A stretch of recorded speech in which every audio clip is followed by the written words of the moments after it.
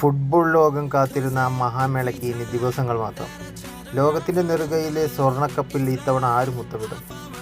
പ്രവചനങ്ങൾ അസാധ്യമായ ഈ മണ്ണിൽ നിലവിലെ ഫോമും കളിക്കാരുടെ കരുത്തും വെച്ച് ഇത്തവണ കിരീടം നേടാൻ ഏറ്റവും കൂടുതൽ സാധ്യതയുള്ള 5 വമ്പൻ ടീമുകൾ ഏതൊക്കെയാണെന്ന് നോക്കാം. അതിൽ 5-ാമതായി വരുന്നത് റയൽ മാഡ്രിഡിൻ്റെ ജൂഡ് ബെല്ലിംഗ്ഹാം എന്ന യുവ മാന്ത്രികൻ്റെയും ഹാരി കെയ്ൻ എന്ന ഗോൾ മിഷേൻ്റെയും കരുത്തിലാണ് ഇംഗ്ലണ്ട് വരുന്നത്. പേപ്പറിൽ ഏറ്റവും ശക്തരായ ടീമുകളിൽ ഒന്നാണ് ഇംഗ്ലണ്ട്. 4-ാമതായി വരുന്ന ടീം പോർച്ചുഗലാണ്. ക്രിസ്ത്യാനോ റൊണാൾഡോയുടെ അനുഭവ സമ്പത്തും ബ്രൂണോ ഫെർണാണ്ടസ്, ബെർണാർഡോ സിൽവ തുടങ്ങിയ ലോകോത്തര കളിക്കാരുടെ സാന്നിധ്യവും പോർച്ചുഗലിനെ ഇത്തവണ കറുത്ത കുതിരകളാക്കുന്നു.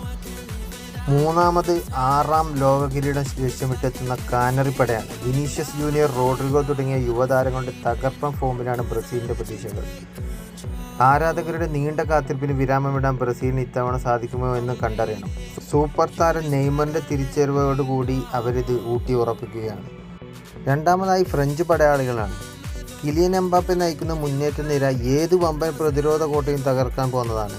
കഴിഞ്ഞ തവണ കൈവിട്ടു പോയ കിരീടം തിരിച്ചു പിടിക്കാൻ ഉറച്ചാണ് ഫ്രാൻസ് വരുന്നത്. ഇനി ഈ ലിസ്റ്റിലെ 1-ാം സ്ഥാനത്ത് നിലവിലെ ലോക ചാമ്പ്യന്മാരായ അർജന്റീന തന്നെയാണ്.